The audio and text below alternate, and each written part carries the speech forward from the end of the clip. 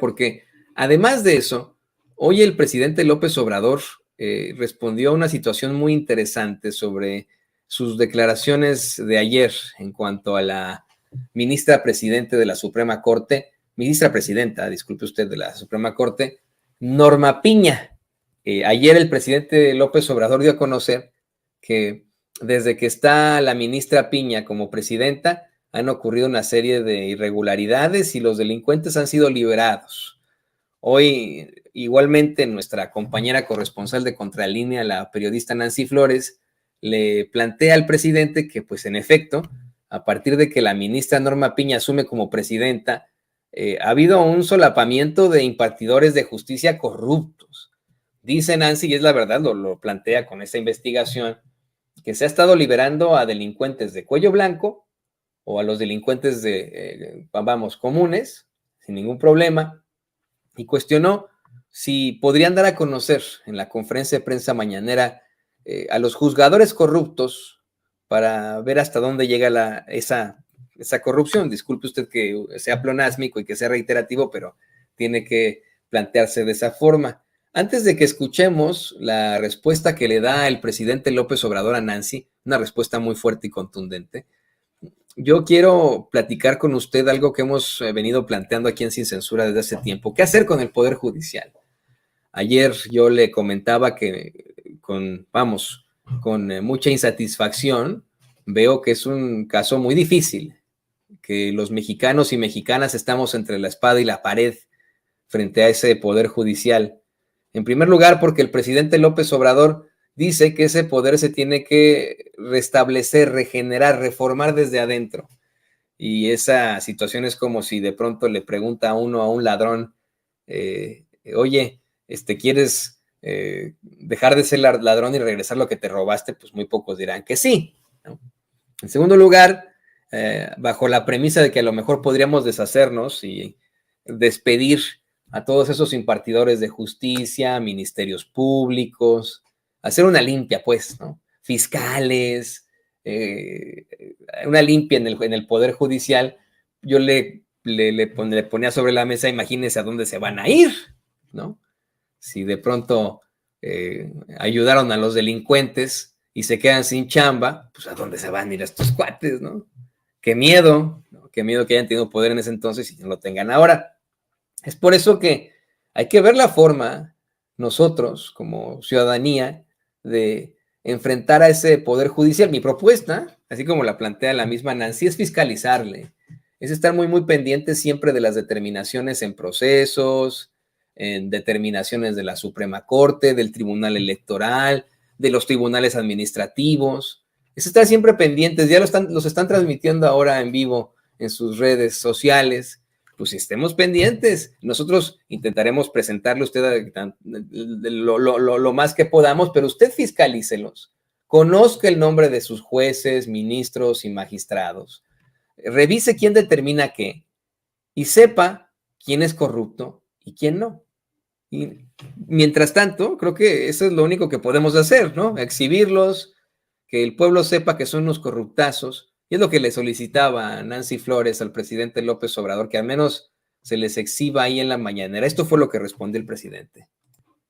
Y a esta denuncia aquí en la conferencia matutina de cómo a partir de que la ministra Norma Piña asume la titularidad de la Suprema Corte de Justicia de la Nación, pues prácticamente ha habido ya un solapamiento desde la Suprema Corte de Justicia hacia los jueces, magistrados e incluso ministros que son corruptos, porque no hay otra manera de llamarles.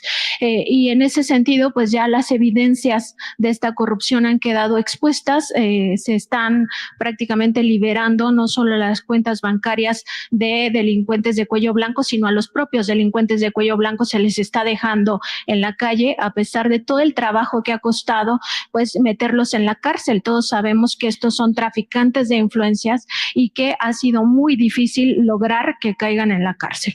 Entonces, preguntarle, presidente, si no es momento ya que desde aquí, desde esta tribuna, se dé a conocer los nombres de estos juzgadores que son, que se han vendido al mejor postor, que son corruptos y que están haciendo todas estas liberaciones. Se ha hecho en otros momentos, pero digamos que son caso por caso, pero aquí lo que necesitamos es conocer hasta dónde llega esta corrupción en el Poder Judicial. Está claro que la ministra Norma Piña pues no va a hacer ninguna reforma al Poder Judicial que tanto se necesita, porque ya está solapando a estos corruptos. Presidente, muchas gracias.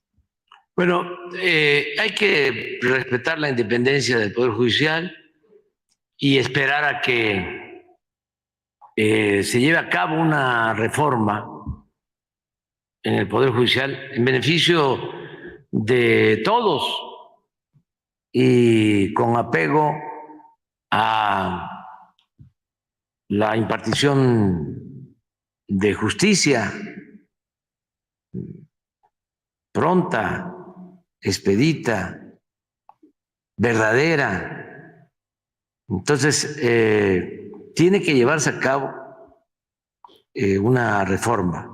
Es indudable que existe mucha corrupción en el Poder Judicial, como en los otros dos poderes. La diferencia es que en el Poder Legislativo ya ha habido cambios, ya no hay moches como había antes,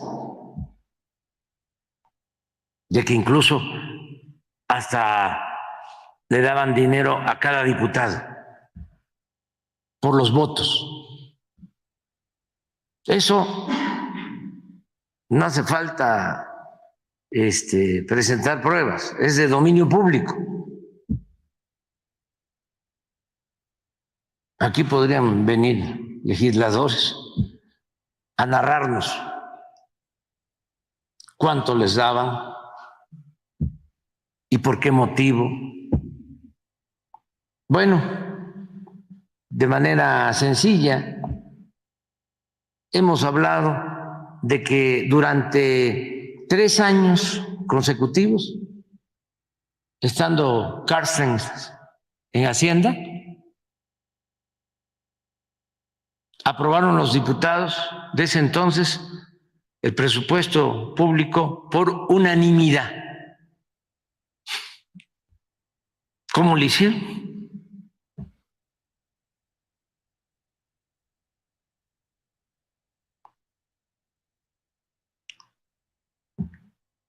Era un presupuesto para favorecer al pueblo. ¿Se acuerdan ustedes de que haya habido algo así importante? Aumento de salario, incremento a los programas de bienestar, un plan de combate a la corrupción, un plan para establecer una política de austeridad de Estado. Nada, nada. Y posteriormente lo siguieron haciendo. ¿Qué hacían? Entregaban dinero del presupuesto a los legisladores, cuya función no era ejecutar obras, les entregaban oficios de autorización para ejecutar obras. Casi todo el presupuesto para deporte, para cultura y para construcción, reparación de calles y banquetas. Y les entregaban sus oficios de autorización. Iban los legisladores con los presidentes municipales, con los gobernadores, aunque no fuesen de esos municipios, de esos estados, y les decían, aquí tengo esto, este es el oficio, ya para que te den el dinero en Hacienda, solo que me tienes que dar un moche de tanto, un porcentaje. Porque usaban una palabrita, bajar recursos, porque yo estoy bajando recursos. Si no me das el moche, el porcentaje, yo escojo la empresa constructora para hacer la obra. Esa es la otra condición. Bueno, eso desapareció, afortunadamente, porque era un mercado, un tianguis de corrupción. Cada vez que se iba a aprobar el presupuesto, llegaban presidentes municipales, gobernadores, les llevaban a los diputados comida en abundancia.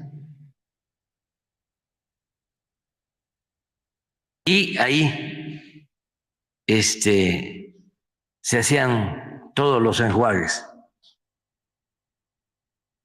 No solo les daban a los diputados en lo individual, sino a los encargados de grupo, para que ellos manejaran el presupuesto. Eso ya no, hay que reconocerlo. En el caso del Ejecutivo, estamos limpiando de corrupción. Y hay un plan de austeridad. No se permiten los lujos. Pero en el caso del Poder Judicial, no ha habido cambios.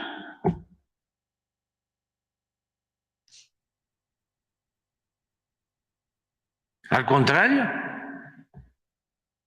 lo que está saliendo es de que se le está dando libertad a presuntos delincuentes, de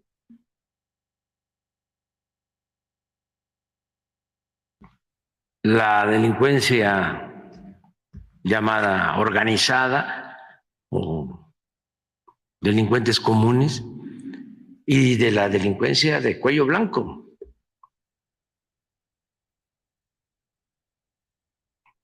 Porque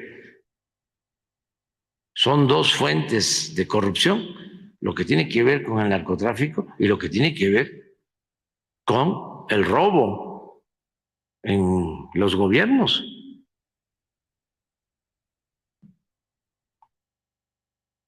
No olvidemos eso, porque a veces nada más se piensa la delincuencia, ¿no? Los capos o jefes de grupos o de carteles, y la otra delincuencia, que no perdían ni siquiera su respetabilidad. Llegaron una vez en la revista Forbes a poner al Chapo entre los 10 más ricos de México. Yo dije, no, sí tiene, pero hay políticos corruptos que tienen muchísimo más, o traficantes de influencia. O sea, nos engañaban. Es como lo de los impuestos. No pagan impuestos los ambulantes, los de la economía informal. Ese es el problema. Por eso no hay recaudación. Puro cuento. No pagaban impuestos los de arriba. Los grandes empresarios, los grandes banqueros, las grandes corporaciones. Esa era la defraudación fiscal mayor. Es como esto, de que no aumentes el salario porque ahí viene la inflación. O lo que dijo el anterior secretario de Hacienda, de que si aumentaba la gasolina, no afectaba al pueblo, porque la mayoría de la gente no tenía automóviles.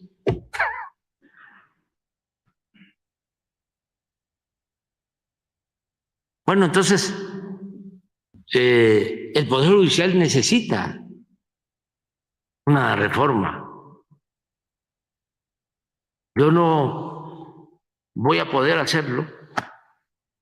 Eso le va a corresponder a quien me sustituya, porque el Ejecutivo podría, de dos maneras, llevar a cabo un cambio o iniciar un proceso, si es que no lo llevan a cabo al interior del Poder Judicial, que podrían hacerlo ellos mismos. Para eso es la judicatura.